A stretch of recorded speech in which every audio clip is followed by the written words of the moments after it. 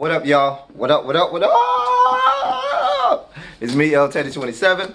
This is my review. This is Angry Teacher Chronicles, my review for Pose Season 2, Episode 8. Listen, y'all see how excited I am. This is by far my favorite episode. By far. So many thoughts, so much to talk about. And I wanted to go ahead and get my review out. And I tell y'all, one thing that I like to do is when I review shows, I'll put my notes.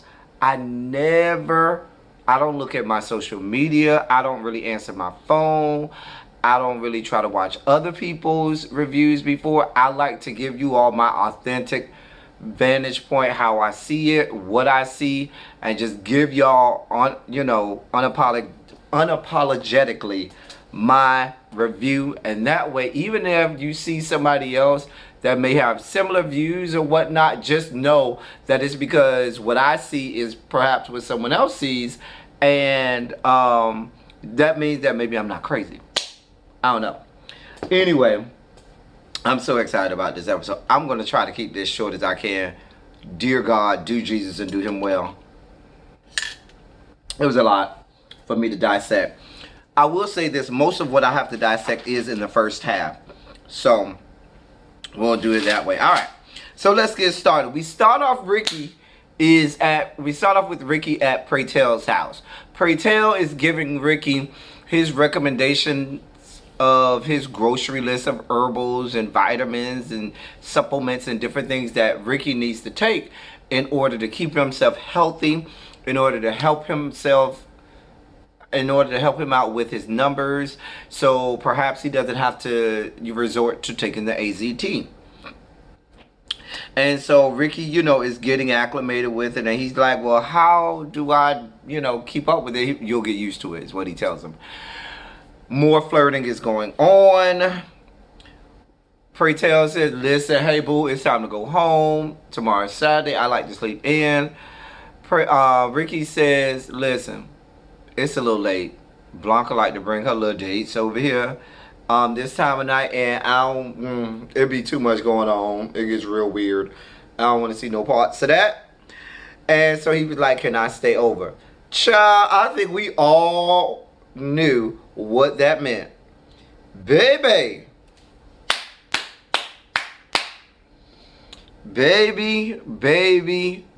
shark do. So Pray Tell says, all right, my couch is over here, honey. It's kind of uncomfortable, but do the best you can. Here go a blanket. He goes in there, does his little facials or whatever, lays in bed. Baby, pretty Ricky come up in there. And he was like, oh, you're confused. Oh, da-da-da. Baby, I ain't confused. Feel this. I ain't confused about nothing. It goes down. Okay? Now, before I get into all of it, can I tell you all how important and how powerful this moment was? Not just for the salaciousness of it all and the fact that we got to see another time we got to see Damon and all of his, not Damon, Ricky and all of his glory, the muscles and six packs and, oh, Jesus, do Jesus and do him well. But this was so powerful for black gay men. You want to know why? Because FX is not, is not the big three, CBS, Fox, ABC, NBC, the big four, but it is a subsidiary of the big four, and it's right underneath regular big time, prime time network television, okay? It's still network television. This is the first time that you got to see two gay black men making love or having sex, whatever you want to call it. Now, people will point to probably Noah's Ark, where they did have love scenes in Noah's Ark, but Noah's Ark was on Logo, and Logo is not by any stretch of the imagination regular network television. So FX is as close as we get. They have some big time shows on FX. American Horror Story, for one. I could be wrong, and if I'm wrong, y'all correct me and y'all put it in the comments, please. Any other time you've seen two black men have sex or make love is probably a prison scene in a movie where it's not voluntary or it's so violent, you know, it's unwatchable, or it's a situation where it's a black gay man and it's someone else of another race.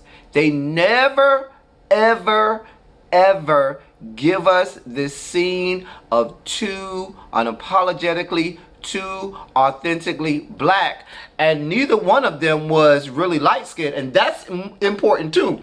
I mean, Ricky, it's about my complexion, maybe a half shade lighter, but me, Ricky, in about the middle of the spectrum, pray tell, maybe a shade or two darker than Ricky, but ain't no light brights around here.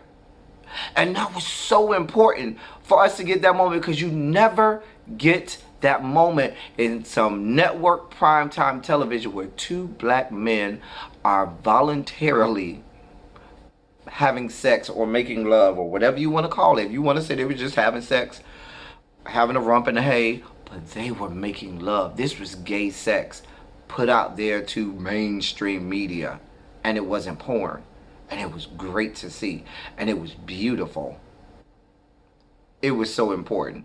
So important, because I mean, y'all can correct me if I'm wrong, but I don't remember ever seeing this. And I loved that they didn't try to whitewash it and make one of them be with a white guy, or make one of them be with where it had to be somebody light skinned and somebody dark skinned. Nope, they just gave it to you raw and like what. And it was so great and so important. It means so much to the community, and this show has really did so much for our community this season. I mean, it broke barriers last season, but certainly, and while I love all of the storylines and scenes and so forth with the our trans women and all of their storylines, I told you in the episode they had a couple episodes ago with the Damon and Ricky story. I love the episodes that feature Ricky and Damon only because it speaks to specifically me and speaks to black gay men. Because so many times they want to shove us away in a little closet, you know, or shove us in the background, or if they do show us, we have to be coupled with a white gay man or a Hispanic Latino gay man. We can never be with another black gay man. And this was so important and so phenomenal and so great to see. And they were beautiful and they did their thing, and they had Babyface Whip Appeal in the background. So you had some black music in the background. Oh, it gave me all of my life. Listen, y'all, I was here for it, here for all of it, and the moment, and I love taking it in, and I was so glad that we all got to see it. All right, I think I scratched myself too hard. Anyway, y'all. Also, another important part in this episode, in this sex scene, is, okay, let me help some of you all. And I was too young at that time in 1990. I didn't even know I was gay at the time. But 1990, I was old. I ain't gonna tell y'all how old I was, but I was old enough to know what sex was and know what was going on. But anyway, when I started really getting into, you know, being sexually active, homosexually, it was late 90s, early 2000s, okay? And I didn't touch on this last episode, and I'm so upset that I didn't, because I really should have, and it was a part of that episode that I forgot to speak on in my review, but I can do it now because they touched on it in this episode, and I'm going to tell you how. It was the bottom shaming thing, and Pray Tell talked about it last episode, but that was a really, really, really, really, really big thing, especially during the 90s and even part of the early 2000s, but definitely through the 90s. It was almost like if you said you were a bottom, you wore a scarlet letter. It was like, ew, bottom, ew, what do you mean? And it sounds far-fetched now, but unless you lived during that time, that was a real thing. And although people were bottoming, you never claimed or professed to actually be a bottom. Just telling you how it was. Even more than that, if there was someone who you knew was a top, the biggest sign of love that they have for you, or the highest amount of affection they could show for you is for them to tell you that they would not only bang you, but would allow you to bang them, where there would be a flip-flop.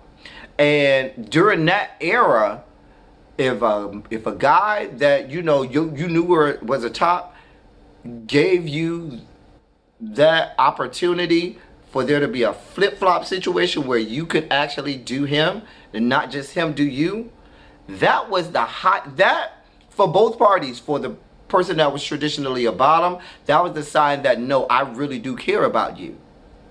And for the top, that was a way to say, no, let me show you that I'm really here for you. And that was the sign to really just release and let yourself really be vulnerable to that person and really let them know the full scope of how you felt. So that was important. Put a bookmark in that. We're going to talk about that later. All right, and I know I'm already long, but it's so much in the beginning that that first scene meant so much for the community and the culture, the black gay culture. No problem with my trans, no problem with my lesbians, but we needed this for black gay men. All right, moving on. Then you got Poppy and Angel at Blanca's house, and they talk about, what happened with the photographer at the photo shoot, and the fact that Blanca was surprised that the photographer didn't spill the beans. And the photographer is not dumb by a long shot. It would be too easy for him to just let it out that fast. I got a feeling this is going to play out later on. If not next episode, the final episode, because there's only 2 more episodes left, and I'm so upset about that. But it's going to come out. Make no bones about it.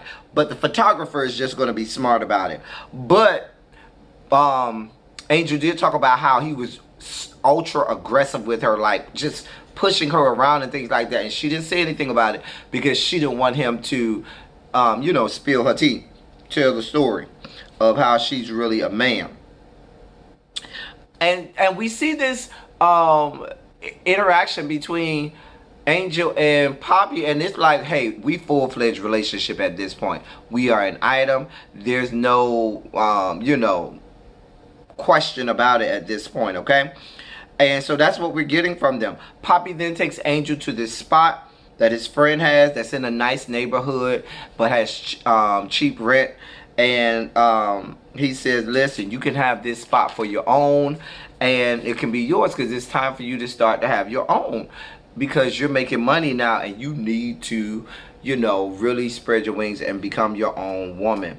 And so she looks out the window and talks about, oh, there's the piers where I used to turn tricks. And Poppy says, oh, I used to sell drugs out there. And so they're talking. And so it's a moment for them to really take stock in how far they've come. They were on the piers, slumming it up with, the cellar dwellers and bottom feeders of society. And now they have come so far where they can actually own, not own, but at least live in this place where they can look down, literally look down on people that they used to be a part of. All right, so then we got Pray Tell, who meets with the council. Baby, Pray Tell done got digged down and got him a nice piece of ass, and Pray Tell got a new pep in his step. That'll happen to you if you're older like some of us and you have one of them young bucks that come through, because the young boys are good for a couple things. They got a strong back and a lot of them got third legs, and baby, they can go for a long time, and it puts an extra pep in that good step, baby. Oh Lord, so Jesus, please be a can I get me a Ricky to get my old ass and put a good pep in my step? Let me not say that because I do have a whole boo. I'm sorry, boo, if you watch. He don't watch my videos. My boo don't watch the video. But if you do, I'm sorry. I don't mean that. I don't mean that, boo. Anyway, moving on. He meets with the council. They talk about new categories and all of this and how Pray Tell. Okay, we got the new category. Baby, everybody see, Pray Tell, girl. You ain't fooling nobody, bitch. What's going on? So Pray Tell just lets them know. Hey, bitch. Bitch, I'm getting dick down. Bitch, I'm fucking. Bitch, what? I'm happy. And so inevitably, he tells them, he said, I'm not in love, I'm really just in lust. And they were like, well, who is it? He tells them, it's Ricky. And they like, oh, girl. They have a whole key over that.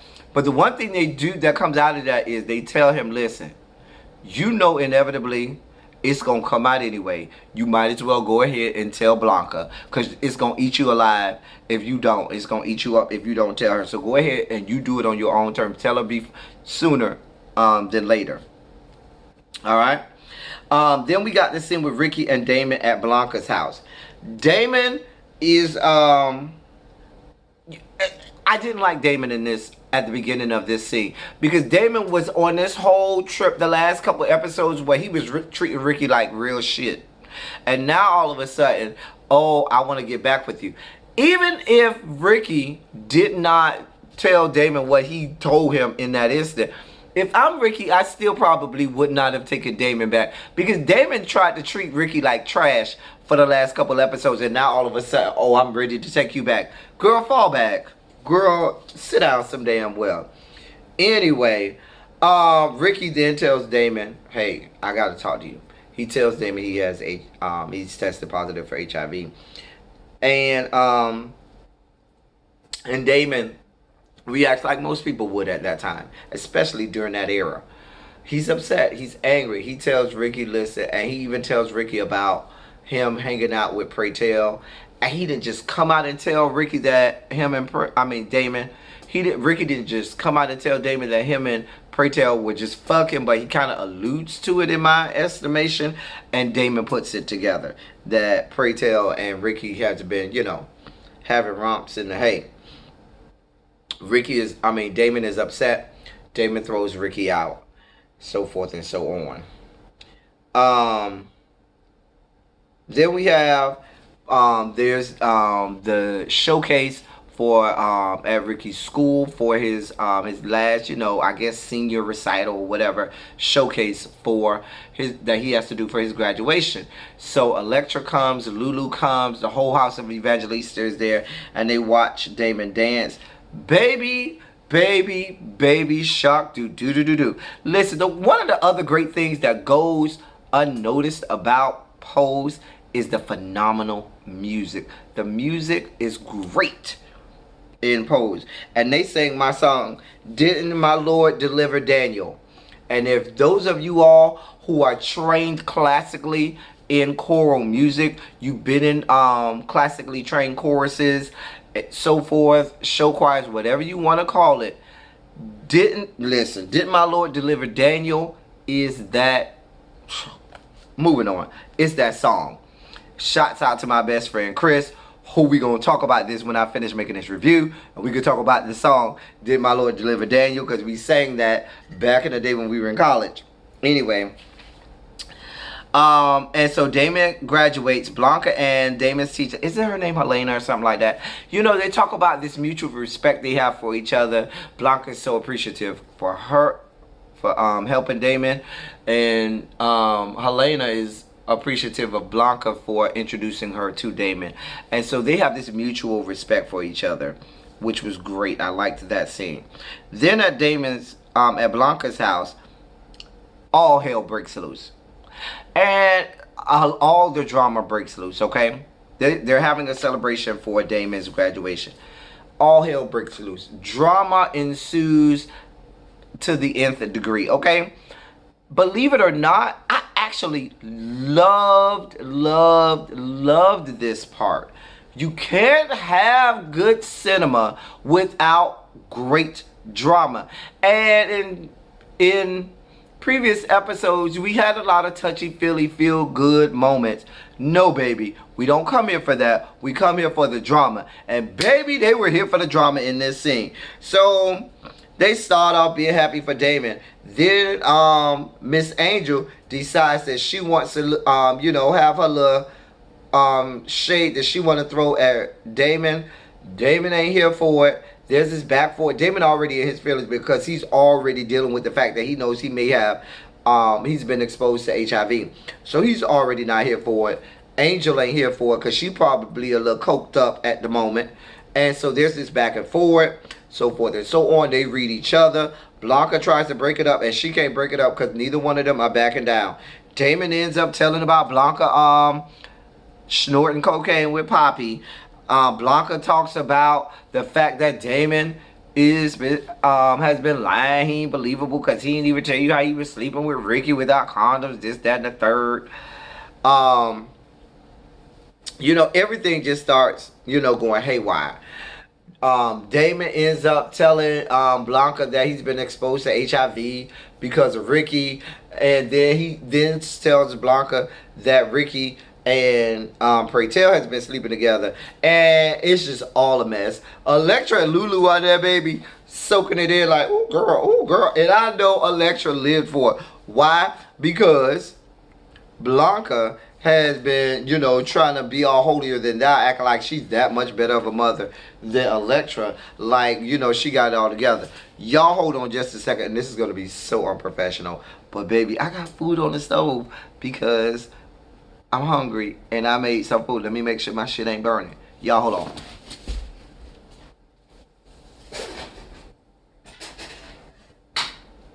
Yep. I got it just in time. Woo, child. That wouldn't have been cute, y'all. Y'all don't laugh at me.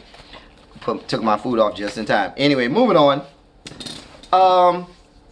At the ball. No, I'm not at the ball yet. So all of that comes out. Next, we're at the ball. Pray Tell is doing what he do.